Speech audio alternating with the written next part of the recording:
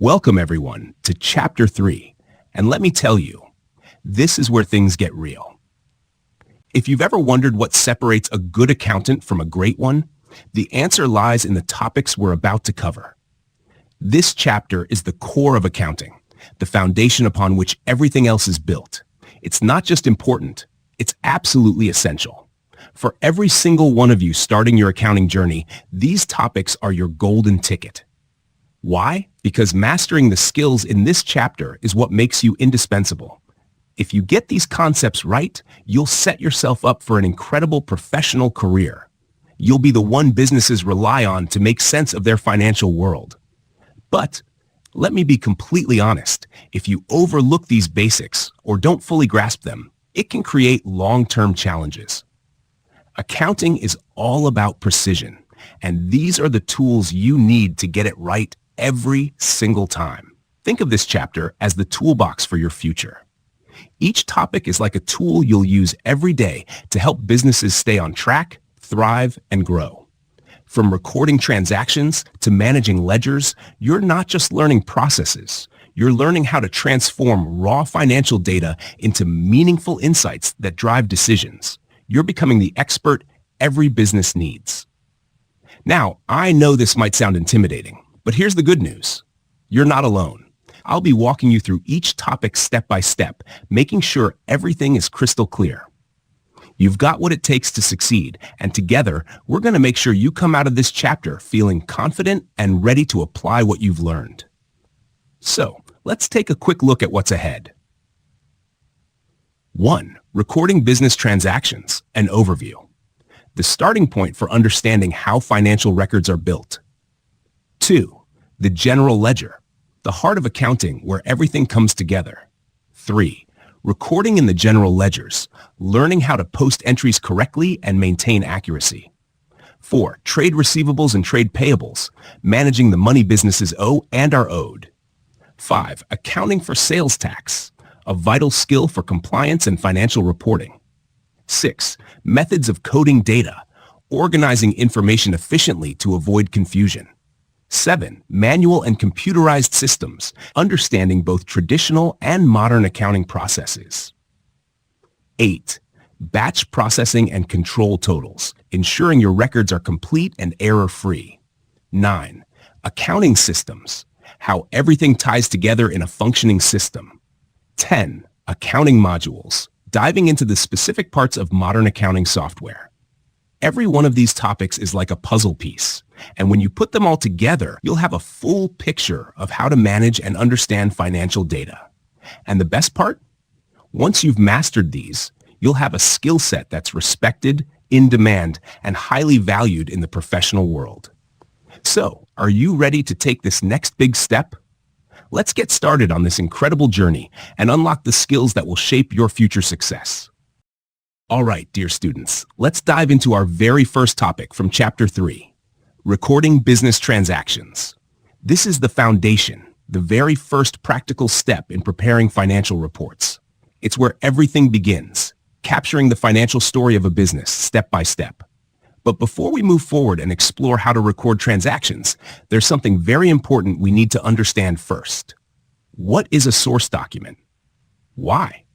Because every single transaction in accounting is recorded from a source document. Think of it as the starting point, the evidence, or the proof of what actually happened in a business. Whether it's a sale, a purchase, or even paying a utility bill, there's always a document behind it. And this document guides how we record it. So let's take a moment to fully understand source documents before we move on to recording transactions. Trust me, once you get this right, the rest of the process will feel much smoother and more logical. Ready to begin? Let's go. What is a source document? Let's start with a simple question. How does a business keep track of its transactions? When money comes in or goes out, how do we know what happened? The answer lies in something called a source document. A source document is the original record of a business transaction. Think of it as the evidence that something took place.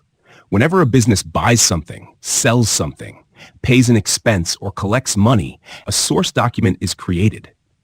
It provides the details of the transaction: what happened, when it happened, how much money was involved, and who was involved. Source documents are essential in accounting because they provide proof that a transaction took place. They contain all the details needed to record the transaction accurately. They act as a reference if there are any questions or audits about the business's finances. Without source documents, we'd have no way to confirm the accuracy of the records in the accounts. They're the foundation of the accounting process. How to record a business transaction from a source document, step-by-step guide. When it comes to accounting, every transaction begins with a source document. The source document is the proof that a business transaction occurred, and it contains all the important details you need to record it correctly. Let me guide you through the detailed process of how a business transaction is recorded from a source document. Step 1. Identify the transaction. The first step is to figure out what the transaction is. You must ask, what happened? Did the business make a sale, buy something, or pay a bill? Is it a cash or credit transaction? Who is involved? A customer, a supplier, or an employee? What is the amount involved? Example: a business sells goods to a customer on credit. The customer is issued a sales invoice, which serves as the source document. This invoice shows the date of the sale, the goods sold, the quantity, the price, and the total amount owed. Step 2. Check the details on the source document. The source document contains critical details you'll need for accurate recording. Always verify: 1. Date of the transaction. 2. Parties involved, e.g. customer or supplier name. 3. Description of the transaction, e.g. type of goods sold or service provided. 4. Amount, ensure it's accurate. 5. Payment terms, if it's a credit transaction, when is payment due? 6. Taxes or discounts, if applicable. Step 3. Determine the type of account. Next, figure out which accounts are affected by the transaction. Ask yourself, does this involve an asset, liability, income, or expense? Is something increasing or decreasing? Example: in the case of the credit sale to John's Furniture, the business has sold goods, so sales, an income account, is increasing. The customer owes money, so trade receivables, an asset account, is increasing. Step 4. Decide the debit and credit entries. Accounting follows the double entry system, which means every transaction affects at least 2 accounts. 1. One account is debited, left side. 2. Another account is credited, right side. To decide, debit the account that increases in value or decreases if it's a liability. Credit the account that decreases in value or increases if it's income. Step 5. Record the transaction in the journal. The journal is the first place where transactions are recorded. Here's how it's done.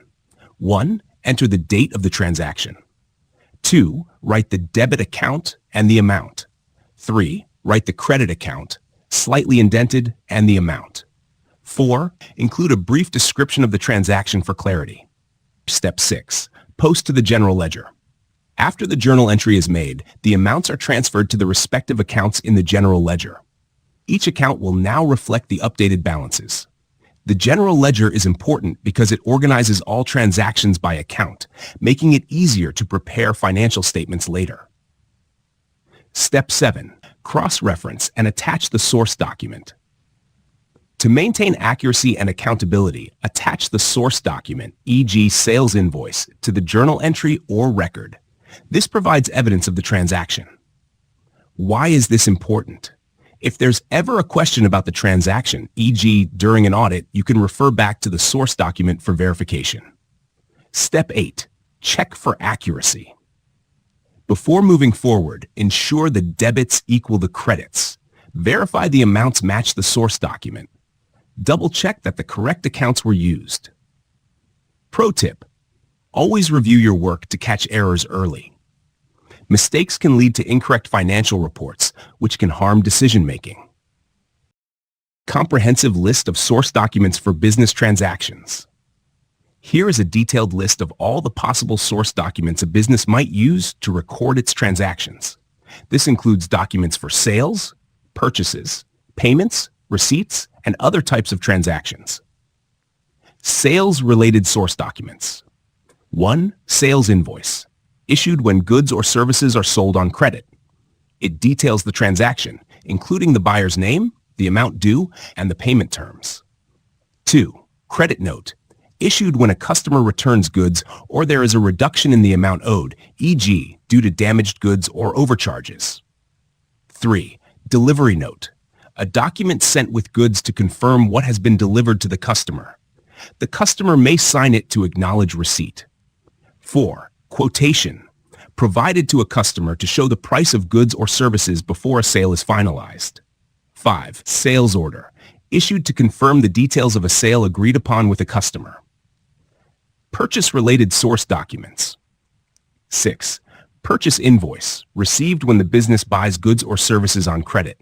It provides details of what was purchased, the cost, and payment terms.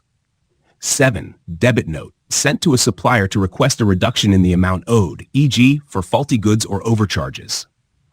8. Goods received note, GRN, prepared when goods are received from a supplier. It records the quantity and condition of goods received. 9. Purchase order, sent to a supplier to confirm the order of goods or services. 10. Supplier statement, a summary of all transactions between the business and the supplier, including invoices issued, payments received, and outstanding balances. 11. Receipt, proof of payment received or made, either in cash or through other payment methods. 12. Check stub, the part of a check left in the checkbook after a check is written. It records details of the payment made by check, including the date, amount, and recipient. 13. Check received, a physical or electronic check received from a customer as payment. 14. Bank statement, a record of all transactions in the business's bank account, including deposits, withdrawals, and bank charges. 15. Petty cash voucher, a document used to record small cash expenses, like buying stamps, small office supplies, or coffee for a meeting. 16. Payment voucher, used to record payments made, often for larger transactions or where a check or bank transfer is involved. 17. Electronic fund transfer, EFT record, proof of payments made or received electronically. 18. Direct debit mandate, authorization for a supplier to take payments directly from the business's bank account. 19. Standing order confirmation, a fixed amount paid to a supplier on regular intervals, recorded for payment tracking. Cash-related source documents. 20. Cash receipt, issued when a customer pays in cash. It confirms the amount received. 21. Cash register roll or till slip, a detailed record of all sales made through a cash register. 22. Petty cash reimbursement form, used when the petty cash box needs to be topped up to maintain a fixed balance. Employee and payroll source documents. 23. Timesheets, used to record the hours worked by employees, especially those paid hourly. 24. Payslips, provided to employees to show details of their wages, including gross pay, deductions, and net pay. 25. Payroll summary, a document summarizing payroll payments made during a period. Miscellaneous source documents. 26. Utility bills, received for services like electricity, water, gas, or internet. They detail the amounts owed and due dates. 27. Rent invoice or agreement, records the monthly or periodic rent payment amount due. 28. Loan agreements, documents showing the terms of a loan received by the business. 29. Bank deposit slips, proof of cash or check deposits made into the business's bank account.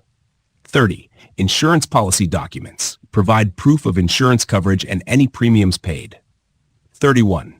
Contracts or agreements, for services provided or received, documenting agreed terms and amounts. 32. Purchase requisitions, internal documents used to request the purchase of goods or services from suppliers. 33. Stock adjustment forms, used to record any corrections or adjustments to inventory levels, such as damaged stock. 34. Expense claims, submitted by employees to reimburse business-related expenses they've paid for personally. Why is this comprehensive list important? Each of these documents serves as proof of a business transaction and provides the details needed for accurate accounting. By knowing the types of source documents, you'll be better equipped to understand how transactions are recorded, keep proper records for financial reporting and tax purposes, avoid errors, and ensure all transactions are backed by evidence. Think of these documents as the starting points of the accounting cycle. Without them, the rest of the accounting process, like recording transactions, posting to ledgers, and preparing financial statements, would not be possible. Thank you, dear students, for staying with us throughout this lesson. I truly appreciate your time, focus, and dedication. You're doing an amazing job by taking these steps toward mastering accounting, so give yourself a pat on the back. Now, this lesson covered the theory part of recording business transactions, and I hope it gave you a clear foundation. But here's the exciting part. In the next lesson, we'll jump into the practical side of things. We'll not only show you how to manually record transactions step by step using Microsoft Excel, but we'll also take it further by exploring 3 of the most popular accounting software programs: QuickBooks, Xero, and Sage accounting software. This means you're not just learning accounting concepts. You're also gaining real-world skills that will boost your career opportunities and set you apart in the field of accounting. Knowing how to work with these tools is something employers truly value, and you'll have a head start. So for now, goodbye and have a great time. Don't forget to support us by liking this video and subscribing to the channel so you don't miss the next lesson. I'll see you soon as we dive into this exciting practical journey. Take care and see you in the next lesson.